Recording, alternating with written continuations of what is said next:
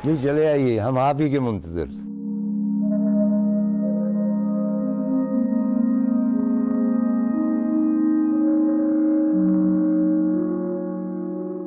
उन दिनों हम लोग चैमरलैन रोड पे रहते थे।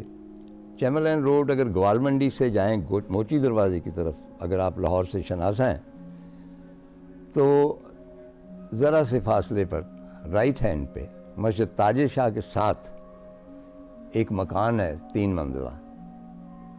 वो जिस तरह पुराने मकान होते हैं, गैलरियाँ हैं, ऊपर कोठा है बहुत, मतलब 3 मंजिला है, और गैलरियों पे चिकें पड़ी हैं। तो हम वहाँ रहते थे।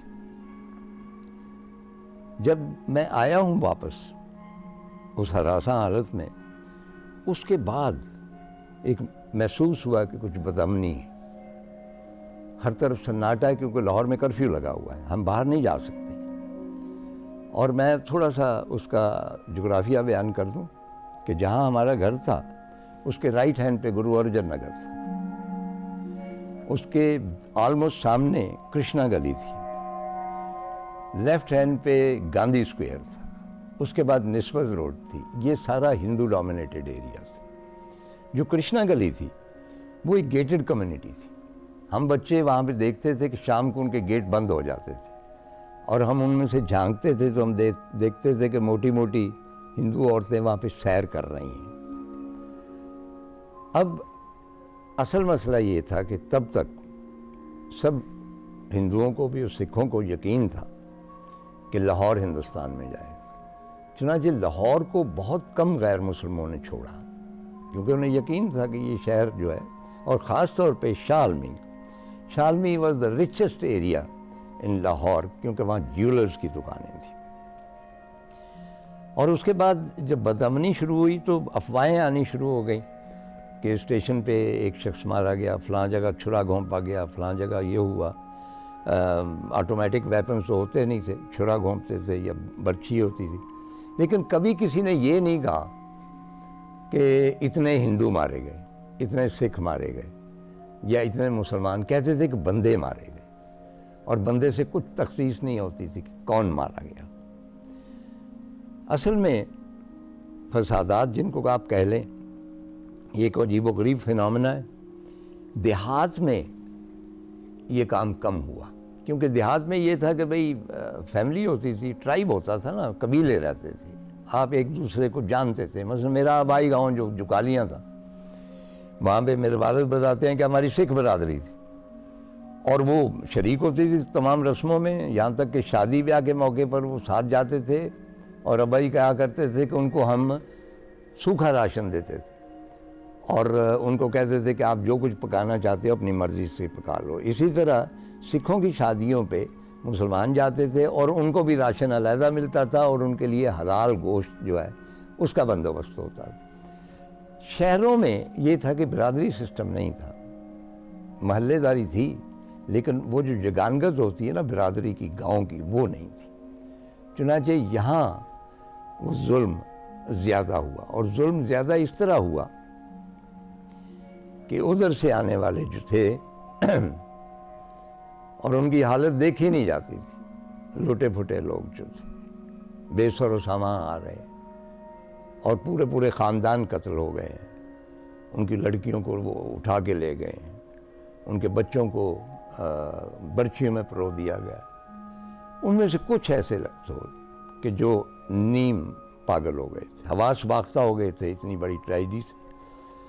और वो आके कहते थे कि ये क्यों आपने बिठाए हुए हैं लोग, और ये कब हुआ।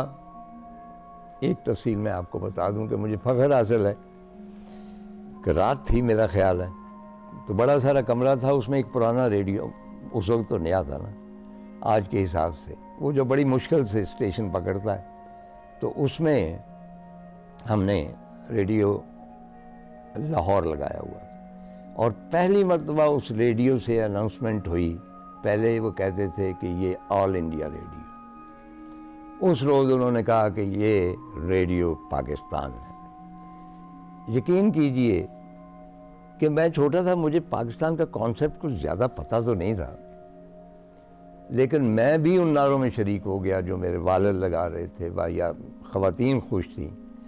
वो इस तरह था जैसे एक नेमत मिल गई है, हमें जन्नत मिल गई है, अता हो गई है।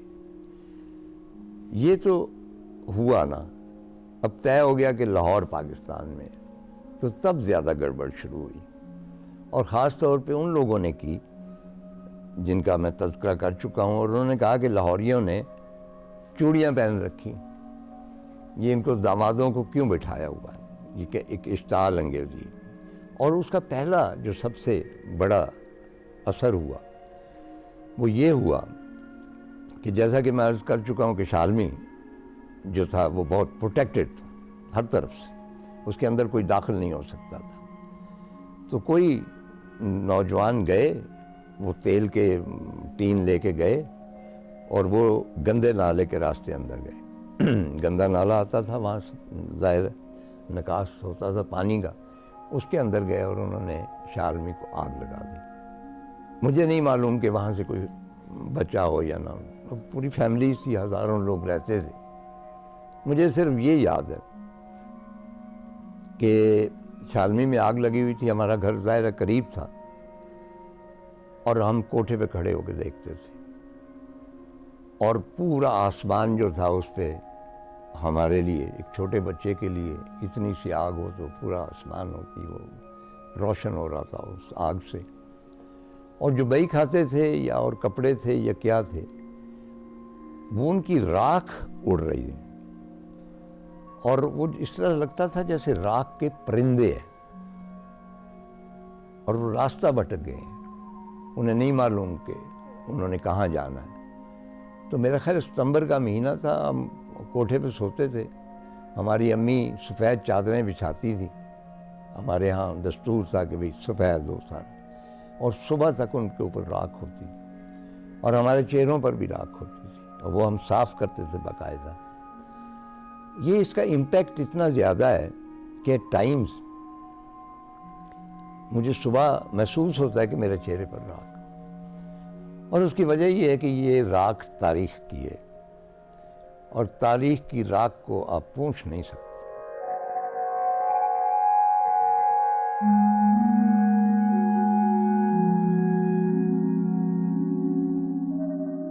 देखे ना, मुझे भी सांस चढ़ सकता, बूढ़ा आदमी, तो मैं सांस ज़रा दुरुस्त करना चाहता हूँ, तो थोड़ी देर इंतज़ार कीजिए।